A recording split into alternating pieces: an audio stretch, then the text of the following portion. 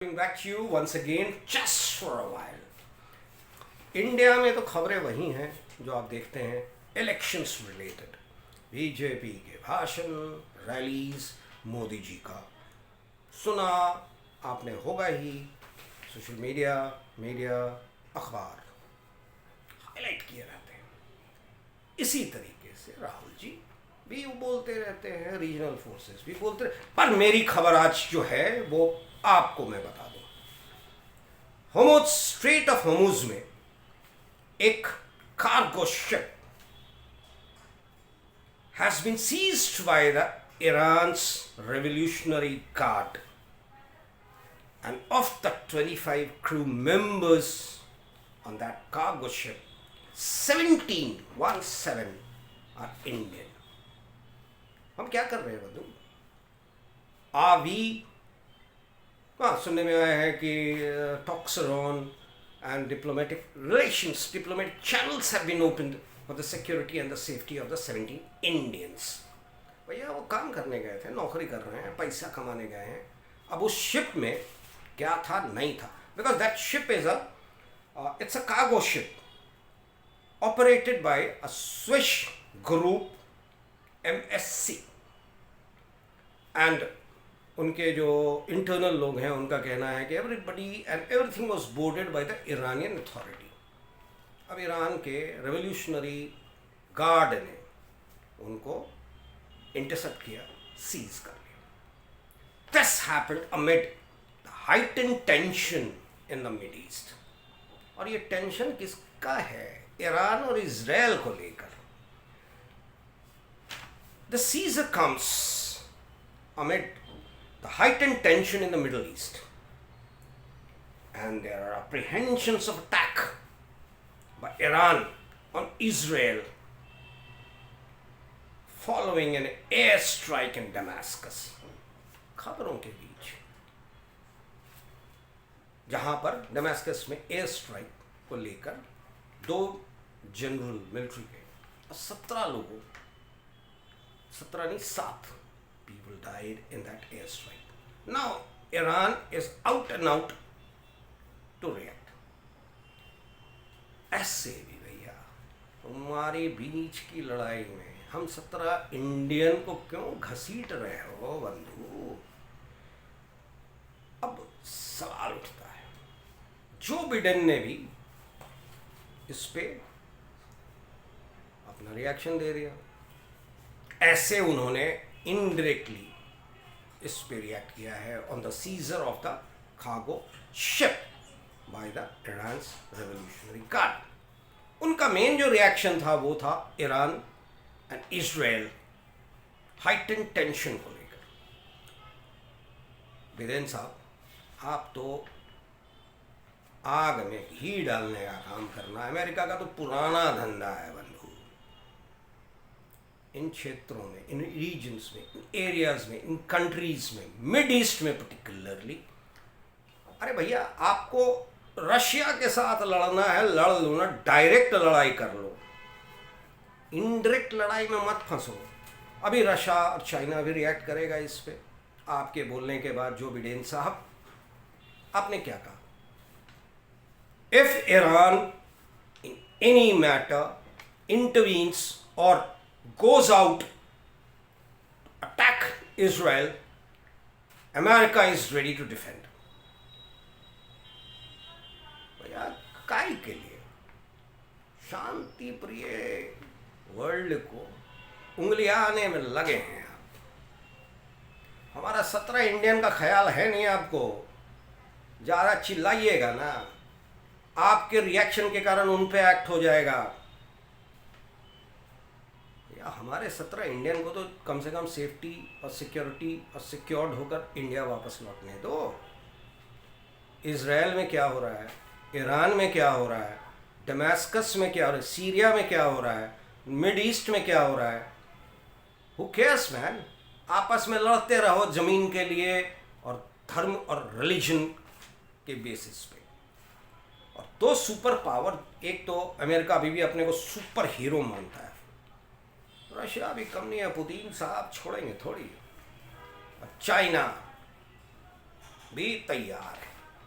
अब तीनों का जब एक दूसरे के खिलाफ एक्शंस एंड रिएक्शंस आएगा, हम जैसे developing nation who cares about the world's safety, world's peace, हमारे लोग फंस जाते हैं। क्योंकि हमारे लोग देश विदेश में घूमने नहीं जाते हैं, आजकल पढ़ने जाते हैं। भैया बाहर की पढ़ाई इंडिया की पढ़ाई से ज़्यादा अकाउंटेबल है इनके हिसाब से, कि वहाँ पढ़ लेंगे तो नौकरी भी अच्छी मिलेगी। Conversion rate matters to them. India में पढ़ो, शांति से रहो, परिवार के साथ रहो, नहीं समझ में आता है बच्चों को भी। खैर, coming back to India, Indian खबरों में, देश की खबरों में एक सबसे बड़ी बात आई है कि आज सुनने में आया है कि ऑफिशियल्स ऑफ मेघा इंजीनियरिंग, नाम सुना होगा आपने, नाम तो सुना ही होगा, जैसे कहते हैं ना, नाम तो सुना होगा, पुष्पा, उसी तरीके से मेघा इंजीनियरिंग, ये भी साउथ का है भैया, हैदराबाद बेस्ड। इन्होंने इलेक्टोरल बॉन्ड जम के खरीदा था 996 करोड़ का, 966 CR का इलेक्टोरल बॉन्ड। शायद दूसरे नंबर पे थे, बहुत नंबर हार गए, थोड़ा सा और खर्च कर दिए होते तो नंबर 1 न्यूमरो उनो कहलाते इलेक्टोरल बॉन्ड में। खैर नंबर 2 पे हैं, ठीक है, you are not much behind. तो अब क्या है, इनके कुछ इंजीनियर्स CBI रेड के दौरान अरेस्ट कर लिए on charges of corruption, they were bribing for a project. अब ये कंपनी रेडीज की कंपनी है, रेडीज आर, और ये हैदराबाद बेस्ड है, मैंने आपको बताया ना। अब सवाल उठता है कि 996 करोड़ का इलेक्टोरल बॉन्ड इन्होंने खरीदा, इन्होंने किसको किसको दिया, ये भी तो आपकी जानकारी में होना चाहिए ना। तो इन्होंने 996 करोड़ में 584 करोड़ 584 करोड़ बीजेपी को दिया,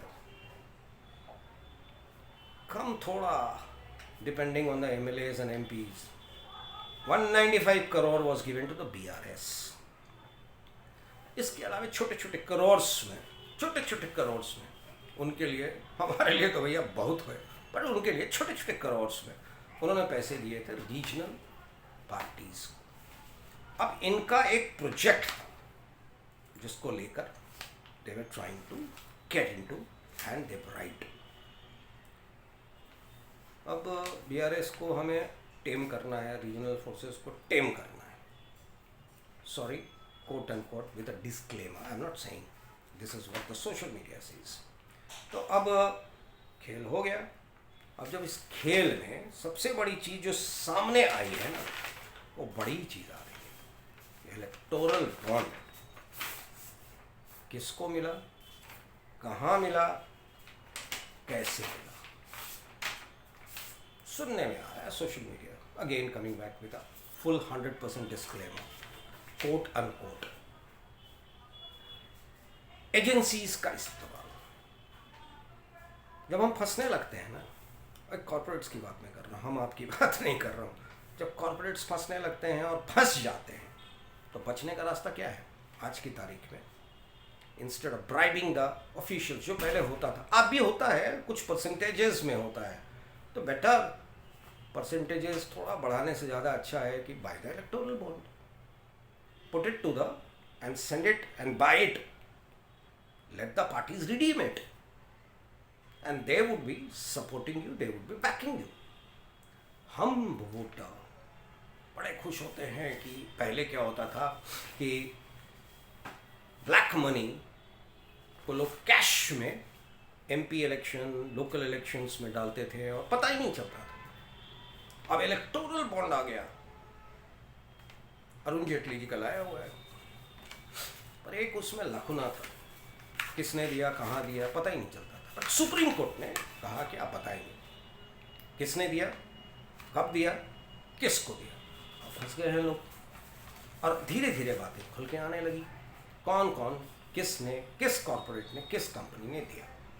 ऐसे ज़्यादातर जो बड़ी कंपनीज हैं ना, जिनका नाम हम रोज़ सुनते रहते हैं, बड़े बड़े कंपनीज, तो उन्होंने अपने छोटी छोटी एंसिलरी यूनिट्स के थ्रू इलेक्टोरल बॉन्ड भी लिया है।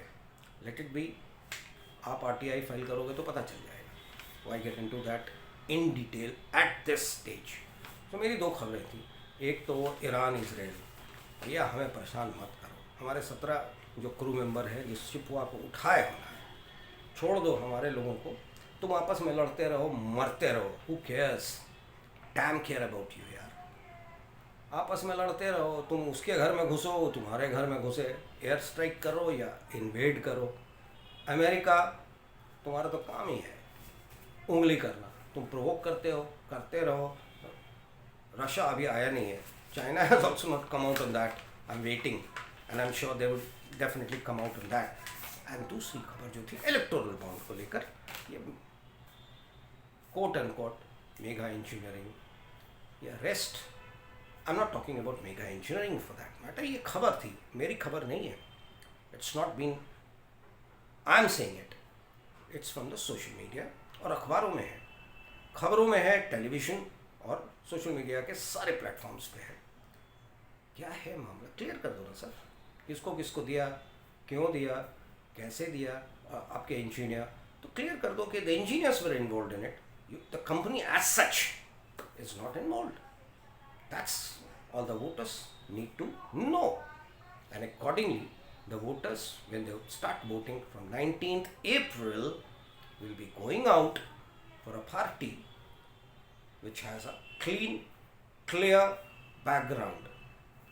देखिए भैया होगा क्या ना, राष्ट्रवाद, धर्म तो अपना एंगलवा खेलता ही रहेगा, उस पर ही वोटिंग होगी, बट थोड़ा सा वोटवा देते समय ध्यान जरूर दीजिएगा, आपके टच में कौन है, आपके साथ कौन है, कौन सही है कौन गलत है, candidate wise let this country in 2024 be decided on the basis of the candidates who have a clean image. तो ऐसे भी पॉलिटिक्स में क्लीन और क्लियर बहुत मुश्किल है कहना, but still better than others type का, and who are in touch with you, have been in touch with you and are for you. Forget the other issues which are being propagated, being talked about by the different political parties. Thank you very much. Bye-bye. See you again tomorrow. Again, bye. See you.